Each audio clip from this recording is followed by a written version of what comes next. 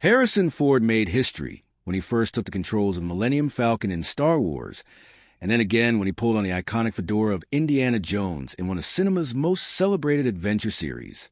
Across 5 remarkable decades, he built a career defined by staggering box office milestones, cultural influence measured not in years, but in generations, and an unusual, almost defiant resistance to the very spotlight that created him. Yet behind the global recognition, the prestigious awards, and the billion-dollar franchises that carry his name, there's always been something else, a more complicated, more human story. Now, at 83, Harrison Ford has finally spoken the truth about his first marriage and his time on the set of Star Wars. But to make sense of what he revealed and everything that followed, we need to begin at the very beginning. It all started in a version of Los Angeles that feels almost unrecognizable when compared to the cinematic universe it would eventually help produce. In the early 1960s, Harrison Ford was not a star. He was not a name on studio call sheets, not a face audiences recognized on the street, and not even a reliably working actor by any practical measure. He was, most consistently, a self-taught carpenter. Ford arrived at acting not through burning ambition or years of conservatory training, but through a quiet kind of necessity, taking small television and film roles that rarely lasted longer than a single scene or two, while his primary income came from building cabinets and working construction jobs across Los Angeles. The turning point in his personal life arrived early, in 1964, when he married Mary Marquardt. This was a relationship formed long before fame ever entered the picture, long before studio meetings or red carpets or magazine covers became part of his reality. Theirs was not a Hollywood marriage by any conventional definition. It was a domestic partnership built on financial uncertainty, shared responsibility, and the quiet rhythms of ordinary life. Together, they built a household while Ford continued to move back and forth between job sites and audition rooms, never quite certain which side of that equation would eventually win out. Their first son, Benjamin Ford, was born in 1966, followed by their second son, Willard Ford, in 1969. At this stage in his life, Ford's professional identity was still fragmented in ways that might have seemed permanent. He was an actor by aspiration, a carpenter by trade, and a father by responsibility. And none of those identities had yet found a way to fully reconcile with the others. His acting career remained inconsistent and largely unremarkable. He signed a contract with Columbia Pictures, but was released after making minimal impact, a professional setback that pushed him further back toward carpentry as a stable fallback. He worked on homes belonging to industry professionals, including musicians and producers, and while that work put him in proximity to creative power, it did not initially translate into opportunity. Even when he did appear on screen, the roles left little trace. Small appearances in films like American Graffiti gave him brief visibility, but not the kind of recognition that changes a life. His presence in the industry remained peripheral, his name unknown to the wider world. Meanwhile, his home life with Mary Marquardt remained the anchor point, the one fixed coordinate in an otherwise uncertain existence. As fate would eventually prove, Ford's carpentry work brought him into contact with influential figures in Hollywood, including director George Lucas. While working on renovations, Ford was later cast in a small role in American Graffiti, and that connection eventually positioned him within Lucas's orbit again during the casting process for a new science fiction film that few people expected to become anything significant. At the time, Star Wars was a high-risk production operating under budget pressure, studio skepticism, and genuine uncertainty about its own identity. For Ford, however, the more immediate reality was simpler. By day, he still worked with wood. By night, he read lines for roles that might never materialize into anything lasting. There was no clear indication that this balance was about to collapse into something extraordinary. And then, everything changed. In 1976, Star Wars Episode IV, A New Hope was still far from the cultural institution it would become. Production was famously chaotic, unfolding across 20th Century Fox Studios in California and on location in Tunisia, where shifting scripts, persistent technical failures, and budget anxiety created an atmosphere of controlled panic rather than professional confidence. Ford's role as Han Solo was not initially considered the emotional center of the film. In fact, he did not even technically audition for the part in any traditional sense. He had been reading lines with other actors during casting sessions, essentially helping Lucas test dialogue, when his presence in the room began to quietly redefine the character. The sarcastic rhythm Ford brought to the role, the grounded and improvisational delivery, the way he made Han Solo feel like a man operating on instinct rather than ideology, all of it gradually shifted the character away from space opera archetype into something more textured and unpredictable. Still, even during filming, there was no industry certainty that the film would find an audience. Fox executives remained skeptical. Production delays were constant. The budget, eventually around $11 million, was considered a financial risk. When filming wrapped in 1976, Ford returned to a life that still looked largely ordinary. Married to Mary Marquardt, father to 2 sons, living in a Los Angeles household that still reflected the financial uncertainty of a working actor who had not yet broken through. Star Wars was just another completed project in a long list of roles that might or might not lead anywhere meaningful. That uncertainty collapsed in May 1977 when Star Wars premiered in the United States. Initially opening in a limited number of theaters, the film rapidly expanded due to an unprecedented wave of audience demand that no one in the studio had fully anticipated. Lines formed around city blocks in major American cities, including New York and Los Angeles, and within weeks the film's commercial trajectory had become irreversible. For Ford, the effect was immediate but uneven. He was not marketed as the film's lead star, but audiences quickly gravitated toward Han Solo as one of the most compelling and charismatic figures on screen. The character's moral ambiguity, sharp humor, and emotional detachment created a cultural imprint that extended far beyond the original ensemble cast. As the film's global box office climbed past $775 million across subsequent releases and re-releases, Ford's public visibility increased at a pace that left almost no room for personal adjustment. The transition from anonymous actor Carpenter to international figure was compressed into a matter of months. He began receiving recognition in public spaces. Industry attention shifted dramatically in his direction as studios realized the magnitude of Han Solo's unexpected breakout appeal. This level of visibility introduced a pressure that extended well beyond his professional life and into the fabric of his personal relationships. Normal routines became increasingly difficult to maintain, and the distance between the life Ford had built and the life he was now living began to grow in ways that were hard to measure in real time. This was a period of profound divergence between Ford's accelerating career and his dissolving domestic stability. While Star Wars was expanding into a franchise phenomenon, while discussions around sequels and merchandise were already underway, his marriage to Mary Marquardt was quietly nearing its end. But there was more to the story than the simple pressure of sudden fame.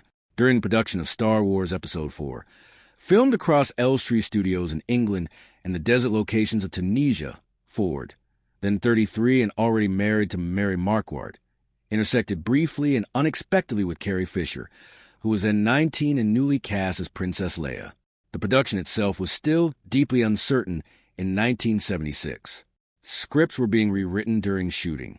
The tone of the film remained unclear to almost everyone involved. Within that environment of instability and high-pressure creative work, a short-lived personal relationship formed between 2 actors at radically different stages of life and career. Fisher would not publicly address that period for nearly 4 decades. When she finally did, in her 2016 memoir, The Princess Diarist, the framing was not sensationalistic or scandal-driven, but deeply introspective.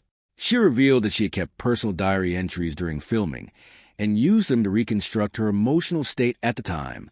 In those entries, she describes becoming intensely infatuated with Ford during the shoot, interpreting the experience through the perspective of a 19-year-old navigating sudden fame, punishing filming hours, and emotional isolation in an unfamiliar production environment far from home.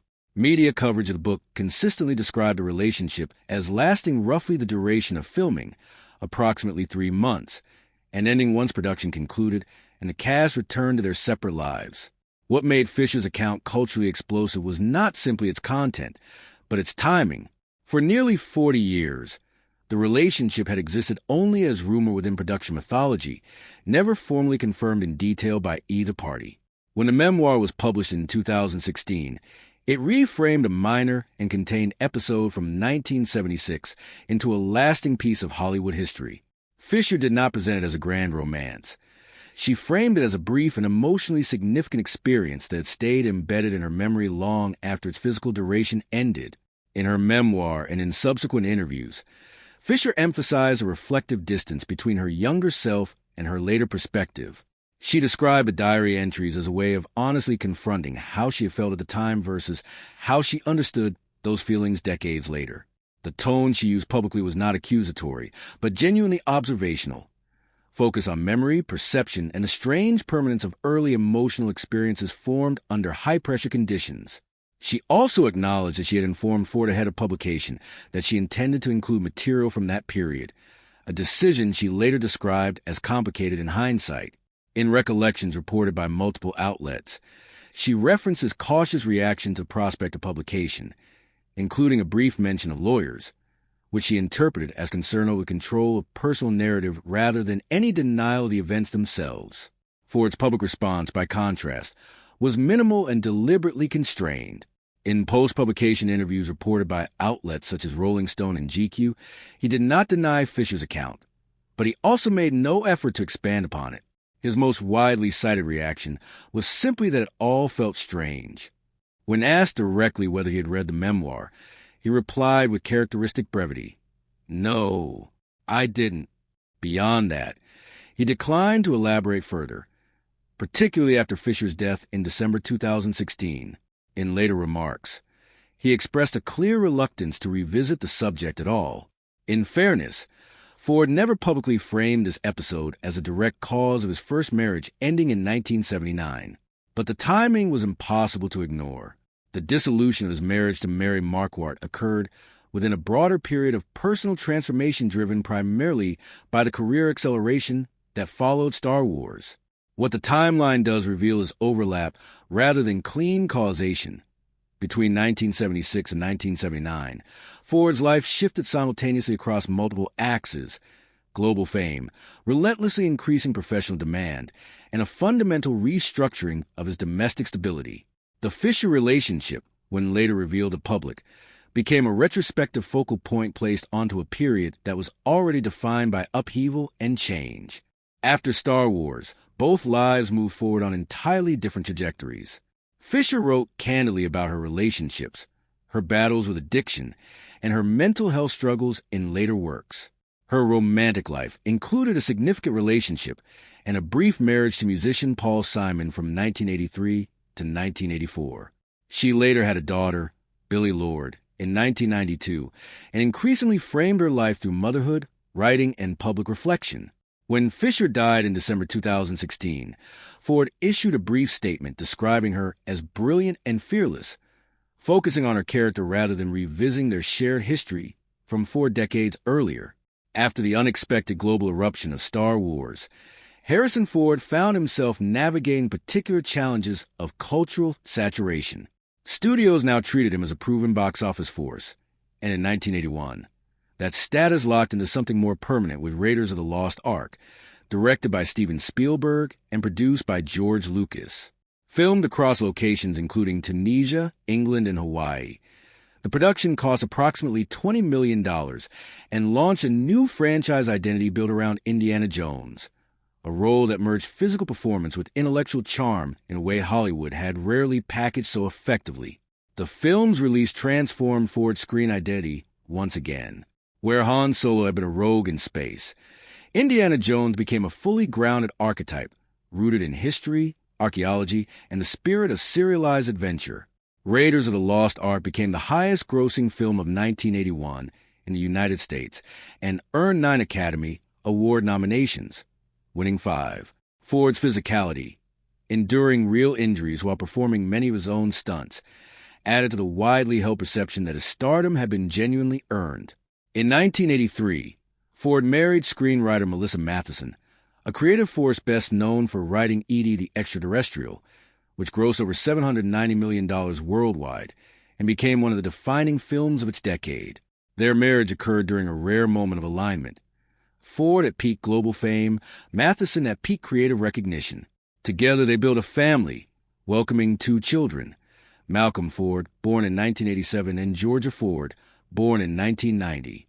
During this period, Ford's career expanded further with projects including Blade Runner, Indiana Jones and the Temple of Doom, and Indiana Jones and the Last Crusade. Each production, however, demanded more time away, more geographic distance, more emotional absence from domestic life. Filming locations stretched from London sound stages to European historical sites and remote desert landscapes, creating long stretches of physical separation from home. By the 1990s, Ford had become one of the highest-paid actors in Hollywood. The Fugitive became another critical and commercial milestone, grossing over $350 million worldwide and earning 7 Academy Award nominations. Yet this professional stability existed in increasingly sharp contrast with a private strain that was growing at home. Unlike his first marriage, there was no public scandal, no defining external rupture, only the slow and quiet accumulation of distance from both sides. The couple separation in 2000 marked the end of the 17-year marriage that had spanned Ford's transformation from rising action star to global franchise icon. Their divorce was finalized in 2004. Melissa Mathison passed away in 2015 from neuroendocrine cancer at the age of 65, and while Ford did not publicly dramatize the loss, the significance of that chapter in his life needed no elaboration. In 2002, at the Golden Globe Awards in Los Angeles, Harrison Ford met Calista Flockhart for the first time. Ford was already a 2-franchise global figure with decades of fame behind him, while Flockhart was at the height of her own television success through Ally McBeal, a series that had made her one of the defining faces of late 90s television. What distinguished this relationship from the patterns of Ford's earlier life was not immediacy, but pacing. Unlike his first marriage, which had begun before fame arrived, or his second marriage, which had developed during his peak blockbuster era, this connection unfolded during a period when his professional trajectory had already stabilized and his personal identity was no longer in rapid transformation. The relationship developed gradually over several years, marked by public appearances that remained relatively infrequent compared to what Hollywood couples typically project. By 2009, it had reached formal commitment when Ford proposed, and in June 2010, they married in Santa Fe, New Mexico, a location that reflected a deliberate departure from Hollywood convention. Santa Fe was not a media-dense industry hub, but a quieter environment associated with privacy and distance from the entertainment machine. A significant structural change in this phase was Ford's relationship with Flockhart's son, Liam, whom he adopted after the marriage. This step marked the first time in his public biography that he had transitioned into a blended family role outside of his biological children. Unlike the turbulence associated with his earlier marriages, this relationship carried no publicly documented breakdown, no scandal, no high-profile conflict. Instead, it existed within a deliberately narrow media footprint. Public appearances were occasional. Interviews remained minimal, and both Ford and Flockhart maintained limited commentary on their private lives. This absence of narrative conflict became, in its own way, a defining feature. In Hollywood terms, where relationships are so often defined by visibility, this one was defined by controlled invisibility. Throughout this period, Ford's career entered a phase of selective continuation rather than aggressive expansion. He returned to iconic roles intermittently, including later Star Wars appearances in The Force Awakens, which reconnected him to the franchise that had originally defined his global fame. Yet even during these returns to the spotlight, his personal life remained largely unchanged in tone and structure, reinforcing the stability that had become the hallmark of his later years.